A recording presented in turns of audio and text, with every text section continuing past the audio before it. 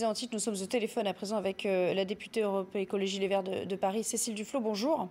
Bonjour. On vient de l'entendre, le procureur. On imagine que vous vous attendiez à plus de réponses aujourd'hui. Écoutez, je pense qu'il y a quelque chose qui est évident, c'est qu'il faut absolument une très grande transparence sur ce qui s'est passé. On voit bien d'ores et déjà que ce qui a été dit sur le fait que ça aurait pu être causé par son imprudence lui-même ou la consommation de produits est totalement erroné.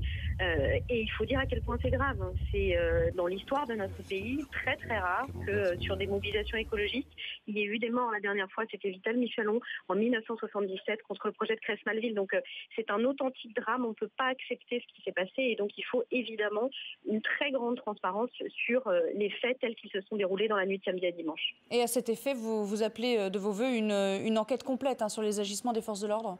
Oui, et au-delà de la cause précise de la mort de Rémi Fraisse, que je déplore, et il faut comprendre aussi l'émotion de tous ceux qui le connaissent, de sa famille, de ceux qui l'ont accompagné, de tous ceux qui ont à cœur de pouvoir mettre en lumière des causes écologistes, mais qui jamais n'ont et ne veulent et n'expliquent la violence. Mais là, ce qui s'est passé, les méthodes d'intervention des forces de l'ordre, pour m'être rendu sur le site il y a exactement une semaine, posent question. Et donc il faut une vraie transparence sur les choix d'intervention, les localisations, pourquoi alors que ce rassemblement était important, était bien déroulé, il s'est passé ces événements dans la nuit, pourquoi les forces de l'ordre étaient positionnées à cet endroit. Je pense qu'il y a de nombreuses questions qui sont posées et la meilleure manière d'apaiser les choses, c'est d'y répondre en toute transparence. Alors, pour revenir à la mort de Rémi Fraisse, vous avez bon espoir que les analyses sur un explosif ou pas seront plus parlantes ?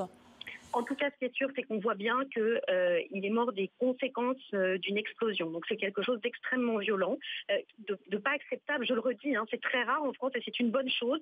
Nous devons avoir une société qui est une société civilisée où ceux qui sont chargés de notre protection, les forces de l'ordre, doivent faire bien leur travail. Et c'est très important, c'est le cas, je le dis avec force, mais là, il y a visiblement quelque chose qui ne s'est pas passé comme cela devait se passer et il y a eu des antécédents sur le site de Sylvain. Moi, j'ai eu connaissance de situations où on peut considérer que les méthodes d'intervention des forces de l'ordre ont posé question, je le redis, et donc il faut de la transparence, il faut de l'apaisement, il faut donner les informations le plus largement possible pour la famille et aussi pour simplement par obligation démocratique à l'égard des opposants, mais pas seulement, de tous ceux qui font confiance aux forces de l'ordre pour assurer la sécurité publique.